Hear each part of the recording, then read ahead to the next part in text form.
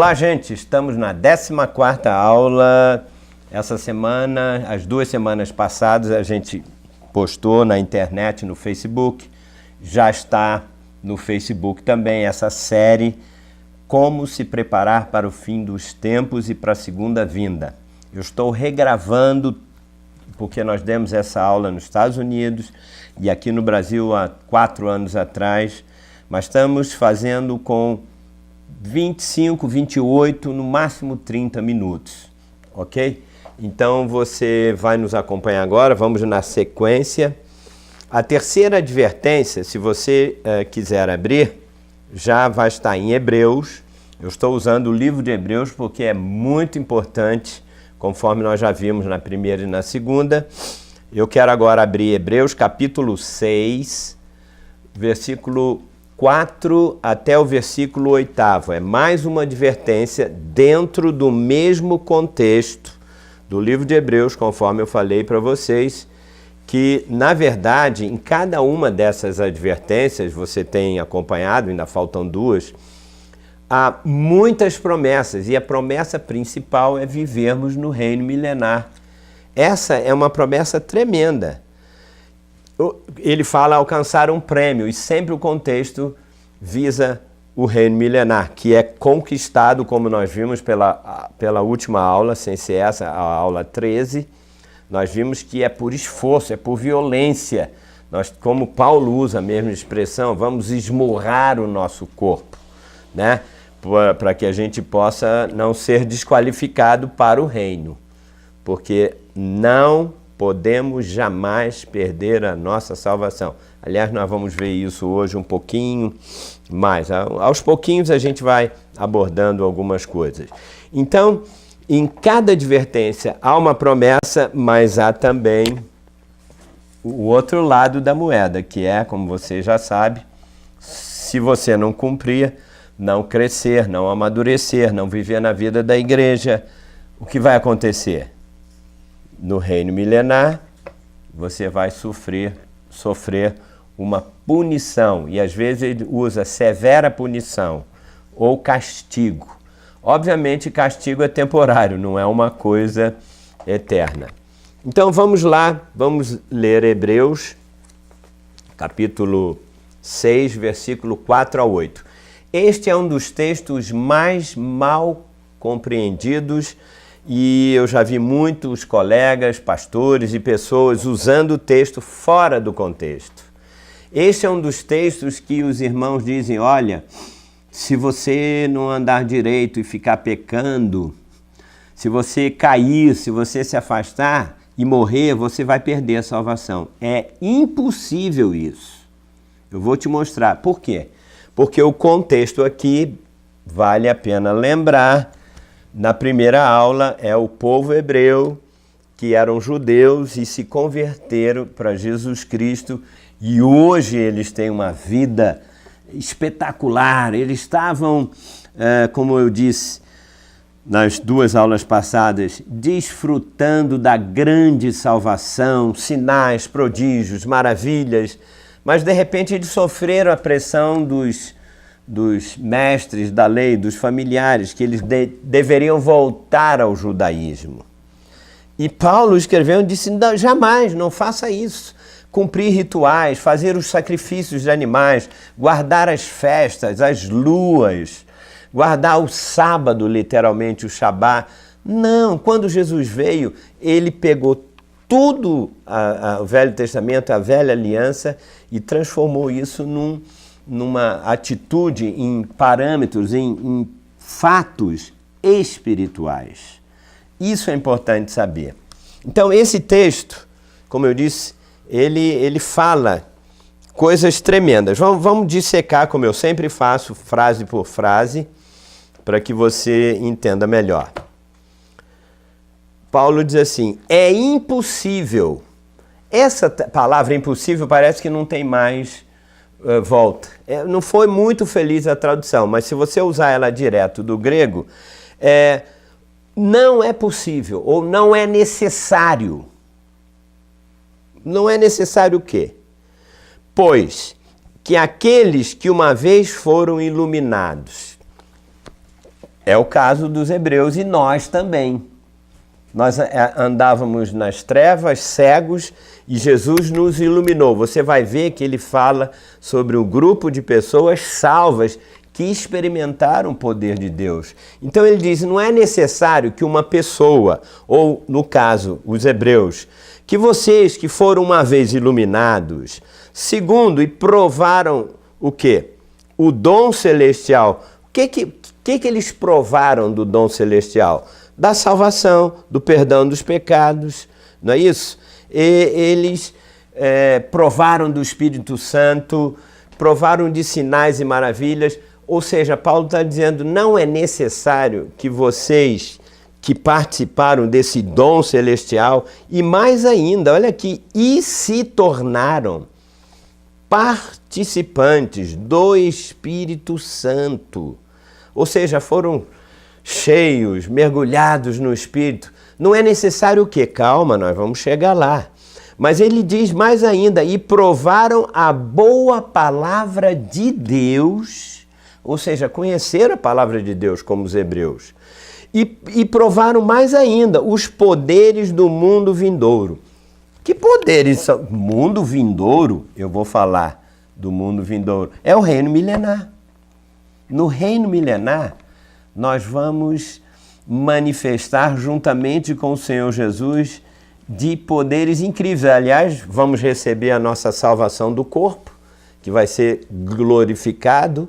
Então, nós vamos manifestar, vamos poder ir de um lado para o outro da mesma forma como Jesus hoje.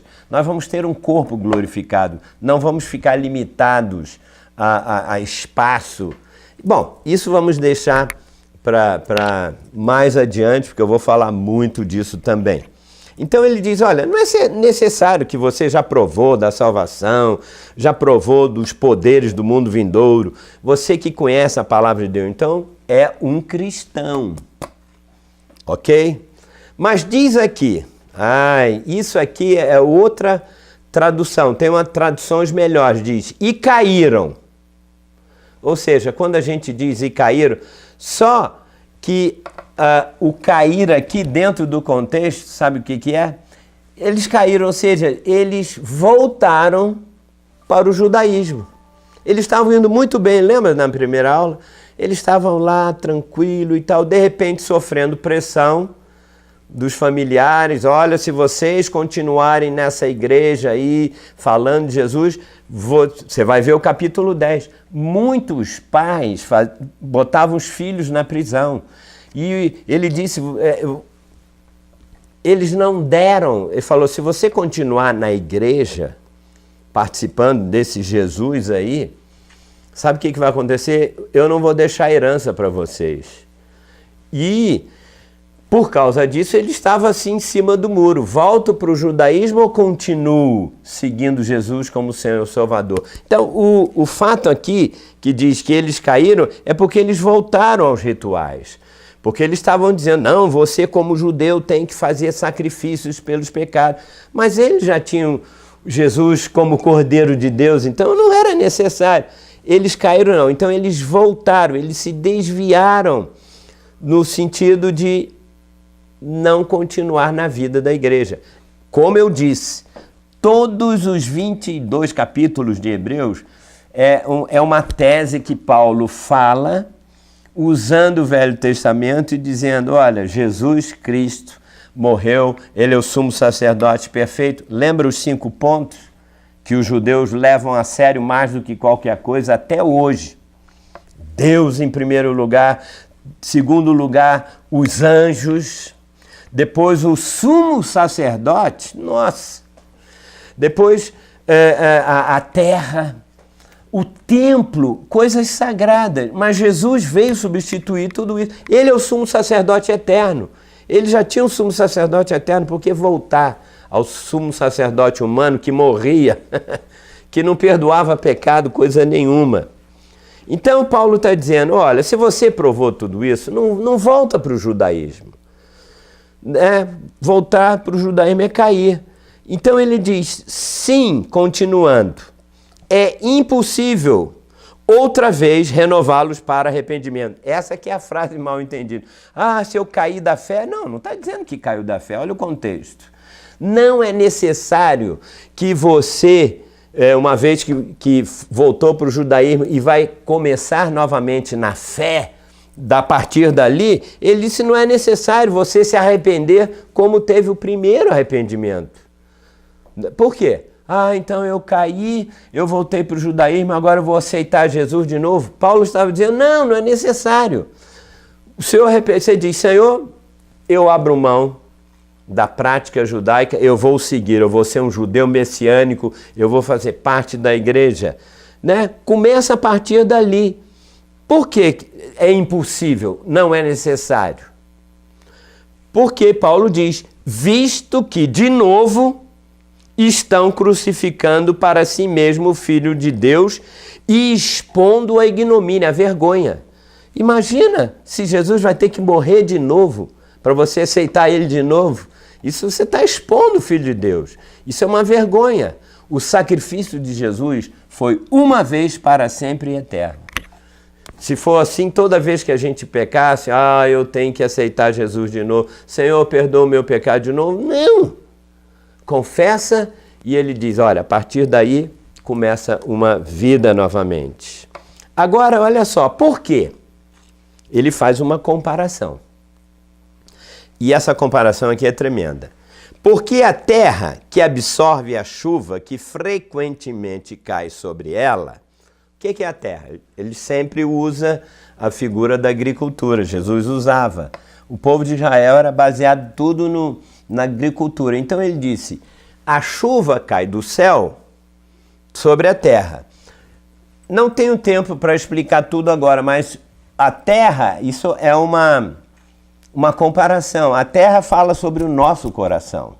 Aliás, da 10ª aula, ou 12ª, eu falei sobre a lavoura, a colheita de Deus e o crescimento da semente. Não é coisa de agricultura. Fala sobre o crescimento do nosso coração, que é como uma terra, que a chuva é a água da palavra viva do Senhor que vem do céu, frequentemente cai, não é isso? É isso que ele está dizendo. E você absorve isso. Agora, veja, você pode ouvir a palavra, fazer tudo isso, mas se você produz erva útil, né? Ou seja, essa erva útil, já vou te dizer, ouve a palavra, se afastou do judaísmo, você recebe a erva boa, é como uma planta que nasce e produz uma semente, produz um fruto. Essa erva útil é o quê? A vida de Deus dentro do meu coração, dentro da sua alma, dentro do nosso espírito. É isso que Paulo está dizendo. Produz erva útil para aqueles porque também é cultivada. Se isso acontece, o que ele diz? Recebe bênção da parte de Deus. Sabe que bênção é essa? Pelo contexto você vai ver. É o reino milenar. Cresça na vida de Deus. Você vai receber a bênção maior do Evangelho, que é o Espírito Santo que nos leva para, primeiro, hoje, na vida da igreja. E a vida da igreja já é, como eu disse na última aula, a vida da igreja já é o descanso sabático. Lembra? Usei 15 vezes um texto sobre esse descanso sabático. A vida da igreja, produzir a vida de Deus, né? Na vida da igreja e depois, no reino milenar. São esses dois aspectos que nós temos que seguir. Então, se produz essa erva útil, né, a vida do Senhor, para aqueles porque também é cultivada, recebe bênção da parte de Deus. Mas, se produz espinhos e abrolhos, você sabe que tem espinhos, né? E ninguém come espinhos, produzir espinho não serve para nada, ele vai dizer aqui, óbvio. E o que é abrolhos? São espinhos mais nocivos, venenosos. Tem gente que não, que é, como diz, participa do Espírito Santo, dos poderes do mundo vindouro, salvo para sempre, mas ele não vive uma vida cheia da presença do Senhor. Ele não anda no Espírito. Ele não é guiado pelo Senhor, mas por rituais, por dogmas, pelos rituais da religião, mesmo para o cristão que está na sua denominação. Não, eu tenho que seguir, eu sou metodista e eu não vou morrer metodista. Ah, não, eu sou batista, eu tenho que seguir a regra, eu não posso isso, aquilo. Não, você tem que seguir, é o que o Espírito Santo diz. Se você produz, então, erva útil, o que é erva útil no contexto? A vida do Senhor. Você vai receber bênção da parte de Deus, que é o reino. Mas tem um ponto e vírgula e diz: mas se você produz espinhos e abrolhos, é rejeitada. Ele disse, muitos interpretam errado, perdeu a salvação, é impossível. Não, rejeitada não tem nada a ver. A palavra direta do grego é, você está desqualificado. Desqualificado para o reino. Ah, não, mas aqui diz, é rejeitado, é desqualificada e perto está da maldição. Não diz que você vai ser amaldiçoado, é diferente. Você vai sofrer perto, a maldição está aqui. As únicas pessoas que vão ser amaldiçoadas quando Jesus voltar e depois do julgamento são os que não confessaram Jesus como Salvador. São os ímpios. São aqueles que disseram, eu não quero nada com Jesus. E eles vão para o inferno, para a Geena. O inferno que é o lago de fogo e enxofre. Eu vou explicar com muitas aulas, 10 ou 12 aulas sobre essa Geena. Mas, diz aqui, você vai estar perto, ou seja, nas trevas exteriores. Eu vou explicar esse ponto. Por que não pode se perder a salvação? Você pode ser punido. Lembra? Israel não cresceu na vida de Deus, não obedeceu, não guardou a lei. Severo castigo, não entraram na terra de Canaã. É a mesma coisa. Há um descanso para o povo do Senhor. Você que já pegou as duas aulas está entendendo muito bem o que Paulo está falando. Diz então, perto está da maldição e o seu fim é ser o quê? Queimado. Ou seja, você vai ser punido, vai ser castigado, vai ser disciplinado, mas ser queimado aqui não é ir para o fogo eterno. Ou seja, se você que é cristão, que já participou do Espírito Santo, como os hebreus, está produzindo espinhos e abrolhos, então, peraí, pastor, o que são esses espinhos e abrolhos? Voltar para a prática do judaísmo. Coisas que não resolvem nada. Esse era o contexto. Fazer sacrifícios, colocar lá o talite para orar. Hoje não preciso de um talite, eu tenho a unção de Deus. Todos os rituais são espinhos e são coisas nocivas, não servem para absolutamente nada. E o seu fim é ser queimado. Aplica isso, esse era o contexto que, como nós acabamos de ver, para o povo hebreu. Agora, eu vou terminar, eu tenho ainda alguns minutos. Eu vou provar para vocês, daqui para frente, que é impossível uma pessoa que foi iluminada perder a sua salvação e ir para o inferno. É a quarta ou a quinta, vou dizer uma coisa séria aqui, quando chegar na quinta advertência, se não me engano, as pessoas que creem que um dia perde a salvação e ganha no outro, perde no dia e no outro, elas estão pisando no sangue da aliança. E essa pessoa não vai para o reino milenar. Ela vai viver o novo céu, nova terra, mas ela não vai perder a sua salvação. Ela vai perder o reino. Se tudo aquilo que eu fizer hoje, como os hebreus tinham que fazer, não voltando lá para o judaísmo, isso é espinhos e abrolhos.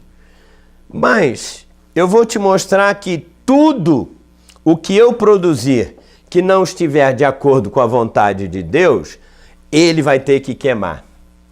Se você está vivendo de qualquer maneira, sem compromisso com o Senhor, com os irmãos da igreja, crescendo, amadurecendo, orando, glorificando a Deus a tempo e fora de tempo, estas são as coisas que nós temos de fazer.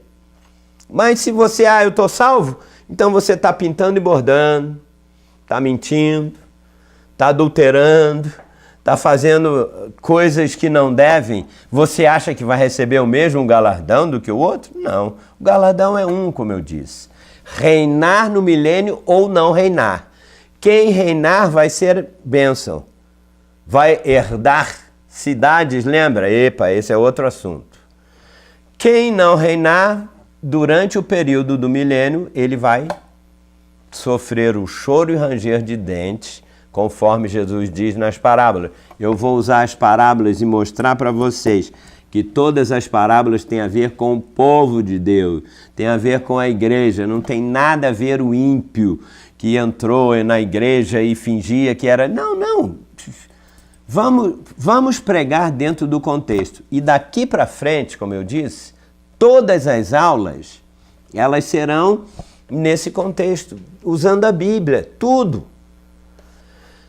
Eu vou ler 1 Coríntios capítulo 13, versículo 11 a 15. 1 Coríntios 13, de 11 a 15. Só de ler o texto você já vai ver que ninguém pode perder a sua salvação. É impossível, não é necessário. Agora, o que é necessário, você vai ver o que é. Vamos lá, deixa eu ler. Paulo diz assim: porque ninguém pode lançar outro fundamento além do que foi posto, o qual é Jesus Cristo. O fundamento da fé é Jesus Cristo. Ninguém pode lançar outro. Mas ele diz, contudo, se alguém edifica, o nosso fundamento é Jesus. Nós temos que edificar sobre a vida dele, não sobre judaísmo, não sobre filosofia, não sobre a denominação tal. Eu sou dessa denominação, eu tenho essas regras, eu tenho essas doutrinas. Doutrina? Não. O fundamento, a edificação é sobre o quê? Diz aqui, se alguém edifica sobre o fundamento, que é ouro, prata, pedras preciosas, madeira, feno, palha. São dois tipos de fundamento, porque ele diz que o fogo de Deus vai passar. Se for sobre ouro, prata e pedras preciosas, o que vai acontecer? Você vai ficar mais precioso ainda. Ouro na Bíblia é a natureza de Deus. Prata é a redenção de Jesus Cristo. Ele me comprou pelo seu sangue. E as pedras preciosas são os ornamentos, os dons, a variedade do Espírito Santo. Se você edifica a sua vida em cima do Deus Pai, de Jesus Cristo como Senhor e Salvador e da manifestação do Espírito Santo, você vai receber bênção da parte de Deus. Mas se você edifica a sua vida, Jesus é o seu alicerce. Se em cima disso você põe o quê? Madeira, feno e palha, que são obras de filosofia, de judaísmo, de denominação, de doutrina, pessoas estão agarradas com isso. Quando o fogo bate ali, o que vai acontecer? Se for feno, acabou. Se for madeira, demora um pouquinho mais, mas são obras do esforço humano e da religiosidade.